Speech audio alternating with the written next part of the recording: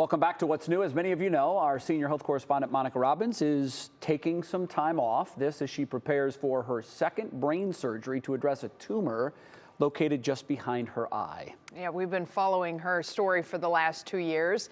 And this time around, she's having a different procedure to remove a portion of the benign tumor that has grown into her eye socket.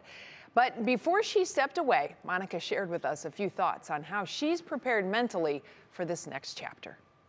There's a lesson here that you don't know what anybody's dealing with. And a lot of people, you know, they're like, you have such a great attitude and you're handling this so well. And what they forget is that I'm in a business where it's my job never to let you see me sweat. I always knew that they didn't get all of the tumors. They essentially left me with 4. So one was on my optic nerve, one is 3 millimeters from crushing my carotid artery, one's on the back of my left eye, and then this one in my eye socket. The problem was my symptoms came back.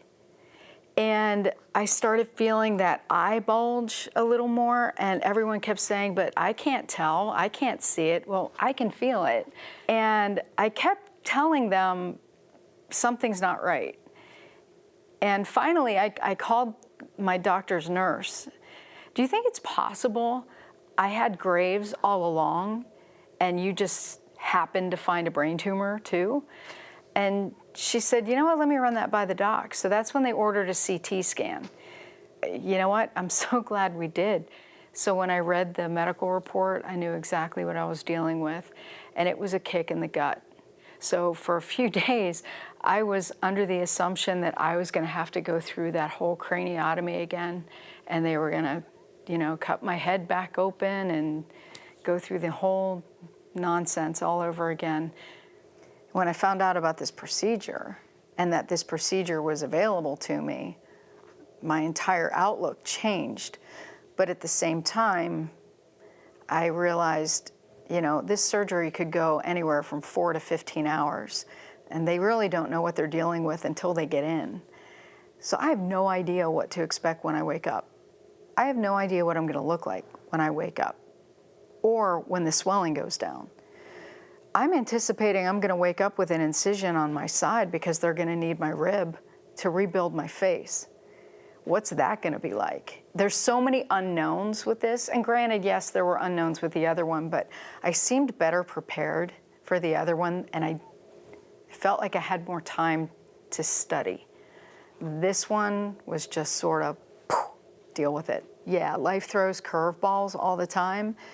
You need to pick up the ball and whip it back at life and say, no, you're not going to stop me. I'm going to keep doing this. While I can worry about what might happen or what I might look like, again, I have no control over that. That's out of my hands.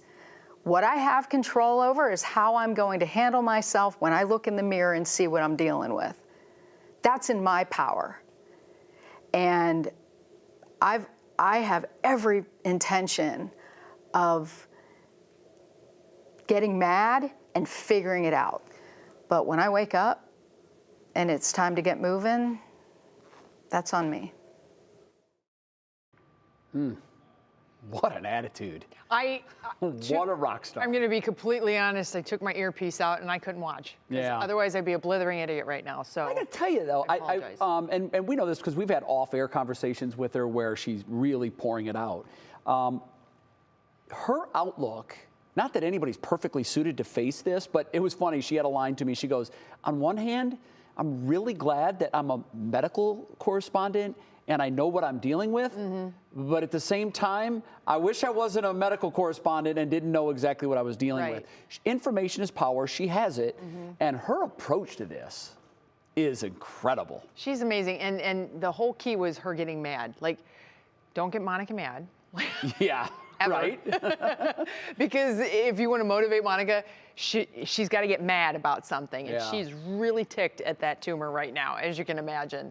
And that's what we needed. That's That's what we needed. She did go into a different mode once she got angry. Yeah. Because before, I was always impressed by how light she is when she's talking about it. A little surreal, right? Yeah, everything was kind of on the periphery, like, oh, it's just another Monica, story I'm reporting on. Not another patient. And then it settled in. And then, there was this weird kind of tweener time when she was like, okay, I'm not mad yet. I'm starting to get mad. And then all of a sudden it's like, she's whoa, ready. Look out, tumor.